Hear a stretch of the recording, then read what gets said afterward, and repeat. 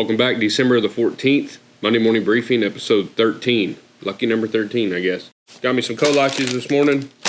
Honestly, kind of tired this morning. We had a pretty busy weekend. I worked all weekend, both Saturday and Sunday, but Saturday night we had, downtown does a deal, Mingle on Main, and they have a wine walk associated with it. They had a band and a street dance and all that, and there was a lot of people here. We had the shop open, kind of like an open house. We decided just to go ahead and leave it open. A lot of businesses aren't open, but they have vendors and businesses set up on the boardwalk, handing out wine samples, and you had a map and commemorative glass and stuff, and walk around, and they raffled off a bunch of stuff. It was really neat. But we had a lot of people just wanted to come and check out the shop and stuff. And it was really interesting, too, because down here, we're not too far from Yoakum, Texas, where Circle Y, Textan started, all that. You know, Yoakum, when you pull into Yoakum there, I think the sign says leather capital of the world or something. Used to be a lot of leather manufacturing going on there. And over the years, it's kind of slowed down a little bit, but it's interesting because a lot of the people that live here that are native to Moulton area and surrounding little towns and stuff, I'm finding out a lot of them used to work for Textan or Circle Y and stuff. And so that was really neat because they'd come in the shop and tell me their stories, kind of what they did in the manufacturing plant, you know, if they put on horns or they were in the belt department or if they did the skirts and put on sheepskin and stuff. So it was really cool. There's a lot of people around here that used to work in that industry, and they were very familiar with what we do in here, and they just wanted to see the workshop and that kind of thing. So that was really cool. But the wine walk was awesome. It was fun. Got to meet a lot of people, and we ended up staying for the dance, and I don't think I've gone to bed at 1:30 in the last 3 or 4 years probably. We stayed up later than we expected to. And so Sunday I was moving a little bit slow just from sheer being tired, you know. I think I slept in quite a bit on Sunday, but it was a lot of fun. We had a good time. A lot of people here locally finally had the opportunity to stop in and kind of see the shop. So we're already looking forward to next year because I think they're going to do it again. This was the second year, I believe, that they've done the Mingle on Main, and it was I'd call it a success. I don't know what they the Chamber of Commerce that put it on. I don't know what they thought, but I thought it was really good. There was a lot of people here. Other than that, just been working on projects. Got a bunch of belts tooled this weekend and into last week and this weekend. I've got a couple here. I got a Buckstitch. All these, I've got them face down because they are gifts for people, and so I don't know who's watching this again, so I don't want to unveil somebody's gift on camera, but this one here is for a customer of ours, and I think he's in Montana, but it'll be Buckstitch, so we've got it prepped up to Buckstitch today. And then this one is Buckstitch as well. This is a youth belt, so it's real little, but it'll get Buckstitch today and it'll be done. Quick tip on Buckstitch: if you are Buckstitching some belts right now for Christmas, I used to start my Buckstitch here at the bend end and then go all the way around. If you'll start at the tip and split your Buckstitch, so I've got one side kind of bound up here. Come here. I got one side kind of bound up in this little tamale here, and then the other side, but that's one whole piece of Buckstitch to do this entire belt. But if you'll start at the tip and split and go ahead and tie up one side and then the other side, you don't have quite as much lace to deal with, and so it makes it just a little bit easier to Buckstitch because you only got half as much lace. Because to do a belt, you've got a really long piece of lace. Another thing too, very common deal, you've probably only made this mistake once or twice, but if you haven't ever Buckstitched before, this little tip is for you. So when you go to figure out how much lace do I need for any project, you're basically going to need twice as much lace as the perimeter of what you're making. So if you're Buckstitching say a roper wallet or a checkbook cover, you're going to want to trace that Buckstitch around the edge, and then whatever that length is, add you just a little bit. Always add, overestimate, but if it's yay long, say that much. Whatever it is, double that, and that'll be how much lace you need to go around the entire project. When you're doing a belt, it's the same thing, but a lot of people say, well, they'll double the length of the belt. That's only going to get one side because even though it's long and skinny, it's technically a long rectangle. So you need to do whatever I'll take my Buckstitch lace and I'll pull it to the length of the belt, add a little bit, and then I'll double that. Then you double that again. So you basically need 4 times whatever the belt length is, and that'll give you enough lace to Buckstitch that belt. I've seen a lot of people on their first Buckstitch belt where they'll just take the length of the belt, double that, cut the lace, and it's only enough to do half of it, a little over half of it. because you've got two sides. You got this side and this side, so you got to actually do 4 times whatever the length of the belt is. So that's just something to keep in mind. If there's somebody out there that's doing a Buckstitch belt for the first time this week, that's a Christmas gift or whatever, I don't want you to get halfway through and then have to splice a piece. It's not the end of the world. You're just going to have another splice in there that you wouldn't have had if you'd have cut enough Buckstitch lace. It is kind of a pain because it's a lot of lace to have to deal with while you're Buckstitching, but it makes it a lot nicer if you don't have a lot of splices on the back side where you've had to add another piece in or something like that. But that would be my recommendation. Just if you haven't done one yet, just 4 times the belt length. So if your belt's 45 inches long total length, then you're going to multiply that by 4, and that's how much lace you're going to need. But that's just a little tip. Also, I've got some more youth belts. We had a bunch of youth belts this year. And by a bunch, I mean like 4 or 5. I don't usually do a ton of them because they're expensive and their kids are going to grow out of them and stuff. My kids wear custom belts, but they're just lucky their dad's a broke saddle maker and they're not going to pay me anyway. But kid belts are, youth belts are something that are good. They're easy to make. I cut those 1.25 inches wide, and so that way that they'll fit through the belt loops, depending on the size. I mean, if you're doing a toddler belt, like for a little bitty, kid or something, you might go 1 1/8 inches or something, but just have to check on that. But usually 1.25 inches is plenty. That's what I always make for my kids. 1.25 inches wide.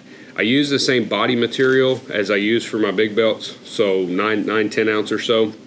You could definitely do that lighter. You could go 5-6 even, and then line it with another piece of 5-6 or 3-4, and that'll make a heavy enough belt for them. But as far as sizing, like I said, 1.25 inches wide, cut you an 1.25 inches wide strip. Make sure you got enough length. If they give you, like say, a 22-inch length on it, that's what size their belt needs to be.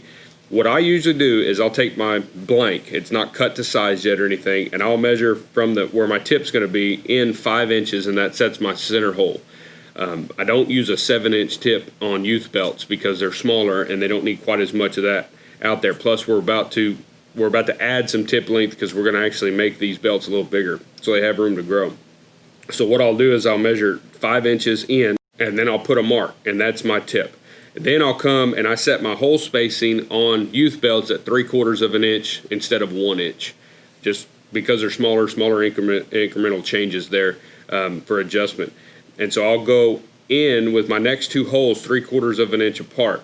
So my tightest hole right there, my last hole, I'm going to measure from that down to where my bend's going to be based on what the measurement they gave me. So if they gave me a 22-inch measurement, that's what the young man or young girl needs as far as the belt size. I'll go from the tightest hole to my bend mark. I'll set my bend mark at 22 inches.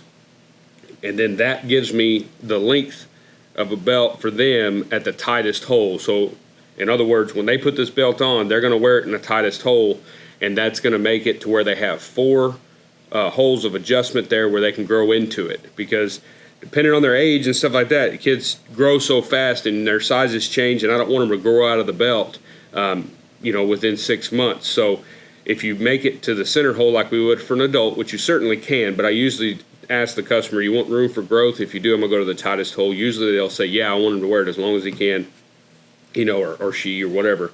So, but if you do that, then they only have 2 holes to grow into, and then that last hole, that thing doesn't even come out the end of the buckle. So I try to go to the first hole. So we'll go there, put a mark at 22 inches. That'll be our bend, and then I'll add 2.5 inches past that mark for our fold. So the bend area is only 2.5 inches. You could do 3, you could even do 3.5. I try to make everything to scale. When I make a youth belt or something, I don't want it to be, basically just an adult size belt made real short. I want all of the parameters to kind of match. So just something I do. But like I said, 3/4 inch hole spacing, 5-inch tip, 2.5-inch bend, and then I'll set the measurement from bend to first hole for youth belts, not the center hole, because I want them to have room to grow into it. It is frustrating if you're doing a name in the back of the belt for somebody. You're just going to have to tell your customer that the name's going to be off-center at first. As they grow, it'll center, and then as they grow out of it, it's going to off-center again. But there's not a whole lot we can do about that. That's why on youth belts, I usually recommend don't put a name back there, because it's hard to And some customers say, no, we want to put a name in there, and I want it to fit him perfectly. I don't care if he outgrows it in a month. And so if they do that, that's fine. That's the best way to do it, is to make it actually fit them at that moment. But a month later, they might have to go out to the next hole out because they're growing so fast. So it just kind of depends. But that's a little tip on those on youth belts. And they're a pretty good deal. I mean, you're not going to make a ton of them, but I do make quite a few this year. Especially, like I said, 4 or 5 for us at Christmas time is pretty good. But we've been working on belts. I've got a bunch more to tool. I've got some rifle slings that we're going to tool this morning. We're in the last week. As far as I'm concerned, this is my last week. I'm going to try. I may not get them all, but I'm going to try my darndest that everything goes out this week so that it's got the rest of this week and all of next week to ship. So remember, UPS, FedEx, and USPS has already forecasted that they're probably going to have delays. Things are going to move slow. And now with this Pfizer vaccine that they're doing, they're using FedEx and USPS, I guess, from what I've read, that they're going to use them to help distribute. That could throw something in it too, as far as slowing Christmas gifts and deliveries down, which, hey, we're where we are. That's fine. Whatever they got to do to get that thing distributed, that's their business. But I'm just warning you, if you've got stuff to ship, don't stress out. But try to get. Don't stress out. We're all going to stress out. It's Christmas time. But just remember, if you can, ship all your long ships first, early this week, and then your local ships, meaning within your state or whatever, ship those towards the end of the week. And if you have to, you can ship something Monday or Tuesday. But I'm going to try to prevent from shipping anything Monday or Tuesday, if at all possible, if I can help it. But I'm also not going to kill myself and sit in here till 2 o'clock in the morning during the week. I'm just not going to do that. But I think we're okay. I think we're going to get everything done this week and get it out of here. We have a calf show this weekend, which just popped up. I didn't even, right before Christmas. But anyway, we've got a calf show Saturday, and I would like to go to it. But if I can't, I can't. Claudia and the kids can go and handle that. They're experienced and professional. They can do it without me. But I'm going to try my darndest to be able to make it. So last week's podcast went out, and with the Lost Trade podcast. If you didn't know, we did a podcast. It's called Lost Trade Podcast. You can find that on Apple or Spotify or our website. There's a tab at the top of our homepage that says Lost Trade Podcast. We just sit around and talk to craftsmen. Last week we had Ben Geisler on with Aspen Saddlery, and it was a long one. It was 2.5 hours, I believe, long, but it was a great conversation. We got a lot of good feedback on that. I had a lot of saddle makers text me or email me or whatever. Man, I didn't know about that guy, so that was cool. They got to hear his story and being a veteran and moving around a lot. He moves, I think he said every 2 years or something. But anyway, he may be moving again here pretty quick, he said. So that's got to be kind of hectic. Of course, it seems like I've moved a lot in the last 5 or 6 years, but really I've only moved 3 times, I guess. Well, I moved when I sold my building, then we moved to that little spot there in Bryan for a couple of years, and then I moved to Wheelock and was there for a little over 2 years, and then we moved here. So out of 15 years, that many moves, and 2 of them being local moves. We didn't really leave the town. We just moved buildings. I think that's pretty good. So I don't consider myself a vagrant saddle maker that's just roaming around all over the country. But some people think I move a lot. That's all right. I got 3 maker stamps, so when I'm dead, my kids will have those. So that's worth something, I guess. But yeah, give a listen to that episode. If you haven't already, if you're working in the shop late nights or whatever, it's a great one because it's long. So you don't have to touch your phone to find another podcast when it's over, because it's 2.5 hours long. That's a pretty good stretch. This week we'll probably not have one. I wanted to stay consistent through Christmas, but sorry, I'm probably not going to have the time this week. I may try to do a little Christmas episode next week with somebody. It just depends how this week goes. So no promises there, but that'd be pretty cool. But as we get rolling, we had a lot of stuff, that we launched the end of this year, right after the move, and then Christmas coming. We kind of got a lot of stuff going on, but next year we'll be a little bit more lined out on the podcast and a little more consistent.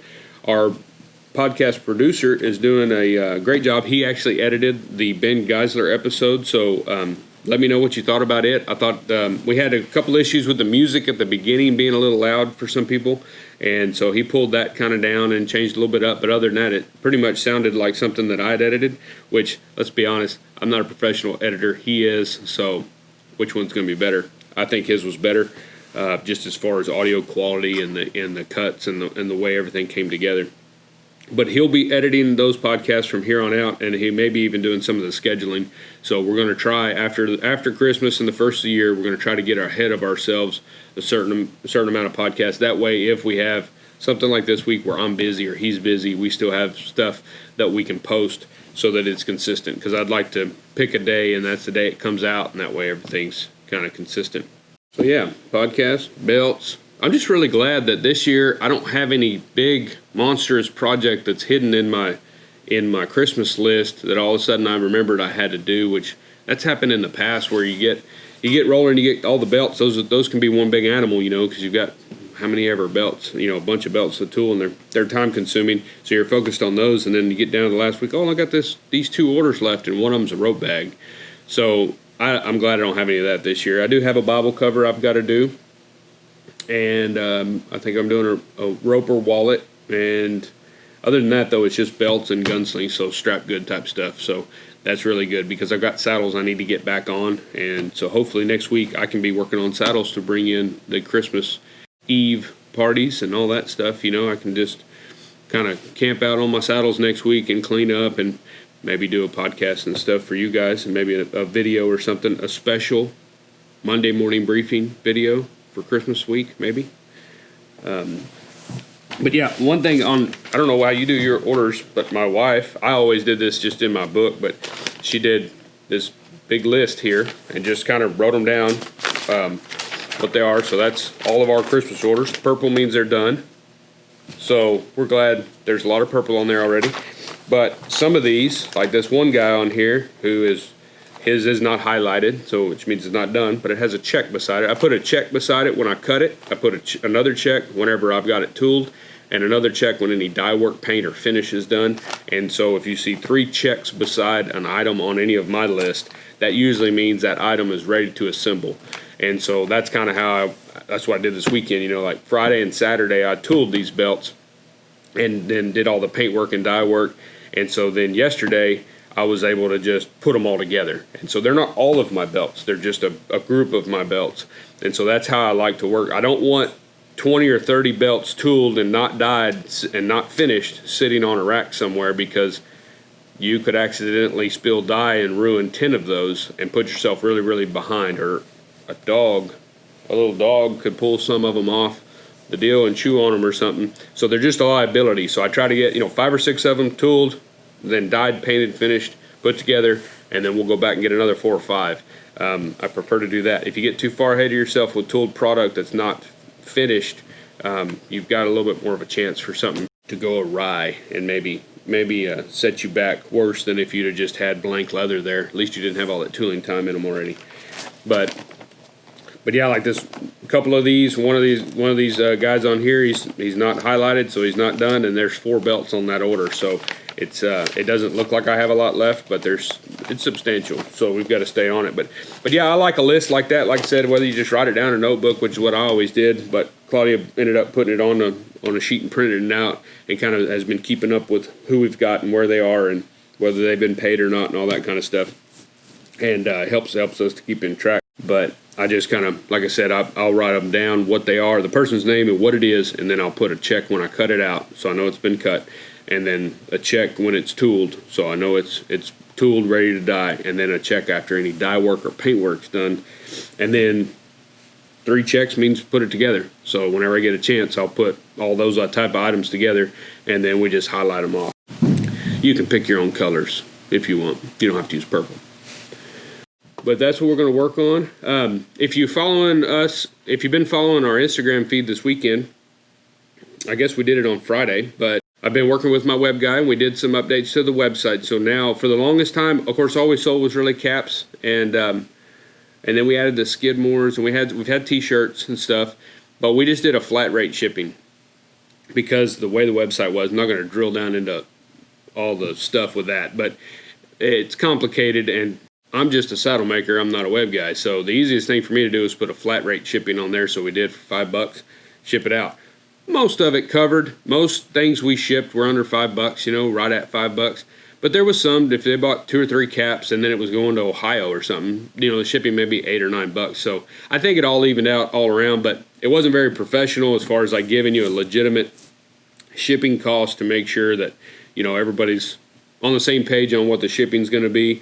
And just to make sure too that we don't get in a pinch where we're losing money on the shipping cost. So we've updated the website now, and if you go on there, when you go to buy something, it'll actually calculate your shipping based on your shipping address, and you have the choice of using first class if it's available for what you're buying, or priority USPS. So everything on the website is going to be USPS. All of our leather products that we ship most of the time are going to be with USPS.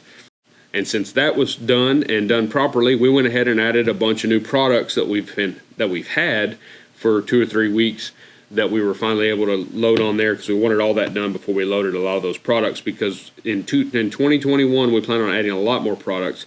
You know, things like Skidmores, things that we make as well. We'll keep more of those in stock is our plan. And then also our merchandise and stuff. We've got a lot of ideas on different merchandise that, as long as y'all are interested in it, we'll get stuff like that made that's fun and stuff like that. But we did add, we put a post out on Instagram that we had updated our I Love Cow t-shirts, so that those are refilled. So if you go on there, they have been restocked. I don't know how many of everything we've got. I know Claudia's gotten some bigger sizes.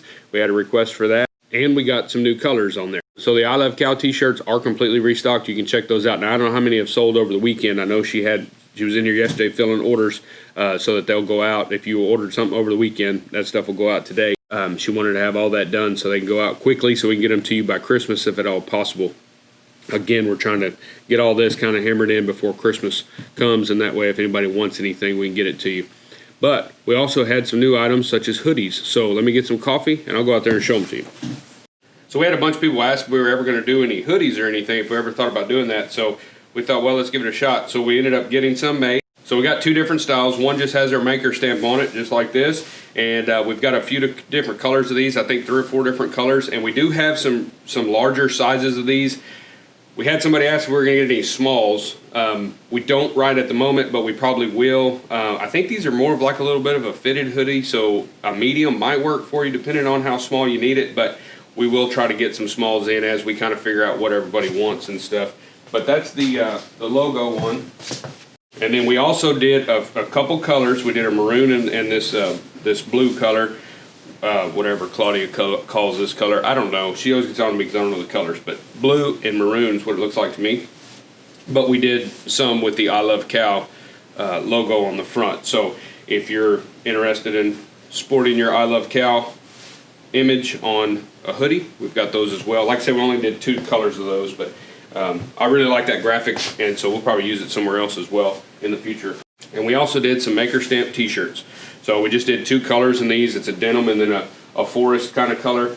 And those are the only 2 that we have right now with the maker stamp. Obviously that we'll change that as we go along and add that to more stuff.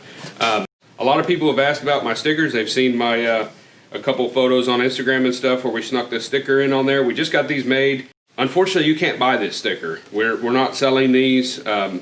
But we are giving them away. So usually Claudia sticks one in every box that she ships out, whether it's something that we built for somebody like a belt or something like that, or if you order a baseball cap or something like that, you get a sticker. So you should see that in the box. If you don't, let me know, and I'll get on to her and let her know she missed one. But yeah, she's sticking a little bit of stuff in there, some freebie stuff. We've got some koozies as well. So a lot of you guys have already maybe seen that if you've gotten a package from us here recently. We just got those just to kind of give away. So if you are in the area and want a sticker, come on by the shop and I'll hook you up with that in a koozie.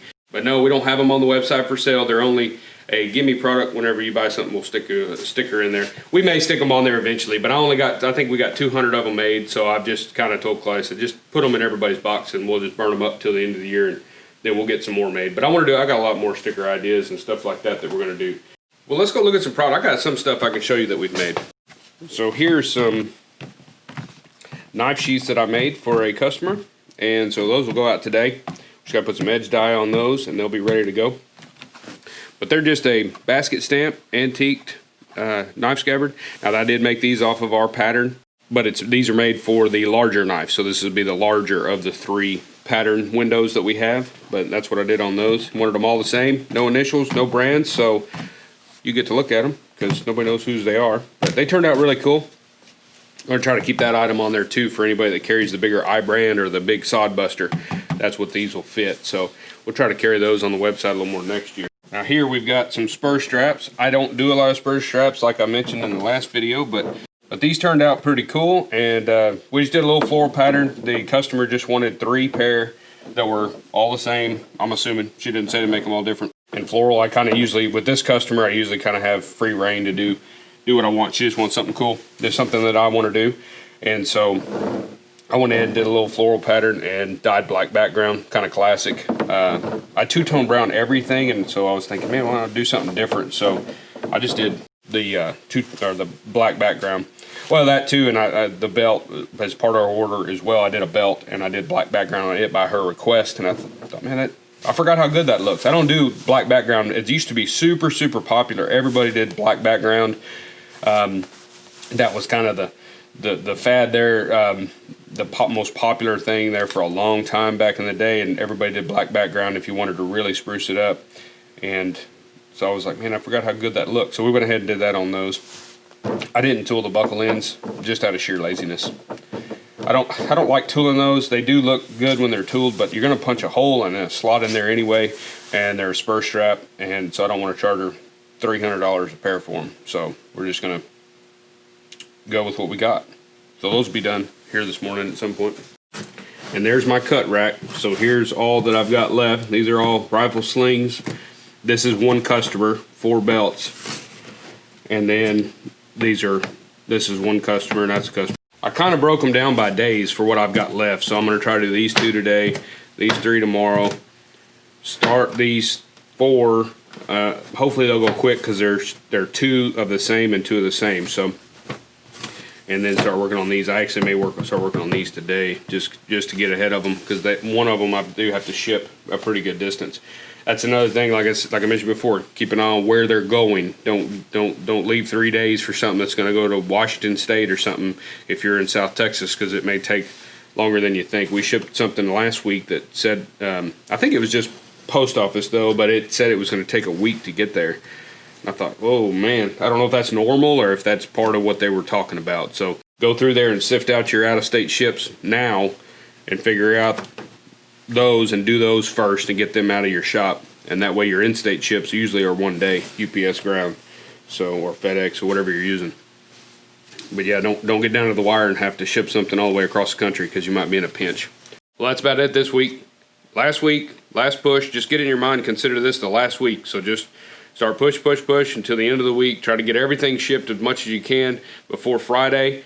And then if you've got some stragglers, some things that are left behind, at least it'll be less than if you kind of thought, oh, well, I still got all next week too. Don't do that. Next week is Christmas. Consider Monday morning Christmas morning. Like, you need to try to get everything done this week if at all possible.